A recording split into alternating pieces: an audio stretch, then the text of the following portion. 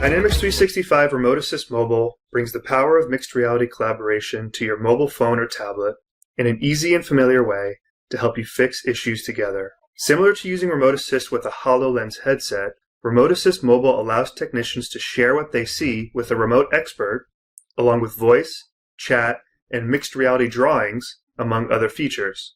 And because Remote Assist is an app on your mobile phone, you can use it on your business or personal device alongside other work apps like Outlook, Teams, and Dynamics 365.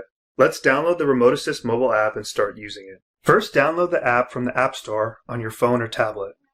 Remote Assist Mobile is available on iOS and Android devices with ARKit or ARCore enabled. In this video, we are showing the App Store on an Apple iPhone X running iOS 13. From the App Store, search for Dynamics 365 Remote Assist and download and open the app. This should take just a few minutes. Both downloading and using Remote Assist requires internet connection, either cellular or Wi-Fi. Sign into the app with your username and password. In many cases, this is the same username and password of your Office 365 account. In this case, we are signing in with Azure Active Directory. If this is a trial, simply choose Continue. If your organization purchased a license, this will not display. If your organization is utilizing Dynamics 365 Field Service Work Orders, enable the field service integration. In our example, we are not, so we are going to choose Skip.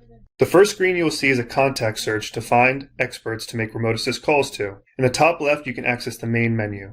In Settings, there's the ability to enable integrations and Energy Saver mode as examples.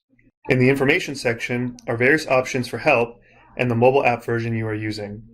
Learn the Tools is an in-app tutorial. Feedback is for providing feedback on your experiences with the app, and Switch Accounts is how you can sign in with another user. Let's start with the in-app tutorial to learn the basics. But first, make sure you enable camera and microphone use for the Remote Assist mobile app on your phone. This is done in your phone's settings, not the app. Select Learn the Tools from the main menu and begin to follow the prompts. First, move your phone around. If this were a call, this is what the expert on the other side would see. Next, select the arrow at the top, and then select a place on your screen to place the arrow down. Then select the Draw option at the top, and again, use your finger to draw a line. You can tap the color box to change the color of your arrows and your drawings. So let's go ahead and make a real Remote Assist call. From the main menu, search for a Microsoft Teams contact to call that represents the expert. You can search by first and last name or by email address.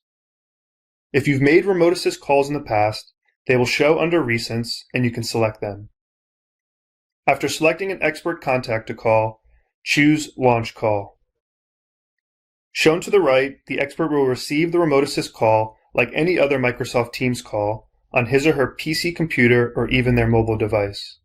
Only technicians using Remote Assist can call experts and share their screen, not the other way around. And calls are only supported between two people, but larger group calls between multiple people is planned as a future capability. Once the expert accepts the call, he or she will begin seeing what the technician is seeing through the phone's camera.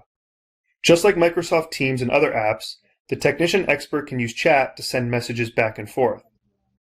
And the technician has the option to hide or show their camera feed from the expert, or mute their voice, or put the expert's voice on speaker for louder sound. To record the phone call, select the Record button at the bottom. This is helpful to use later on for training purposes or to confirm work was done correctly. Either technician or expert can initiate a call recording. A main benefit of Remote Assist is it allows technicians and experts to draw on what the technician is seeing. This is referred to as annotations. This makes it easier for the expert to give guidance on how the technician should work on a machine or equipment to resolve an issue. In this example, the technician will have red annotations and the expert will have yellow annotations.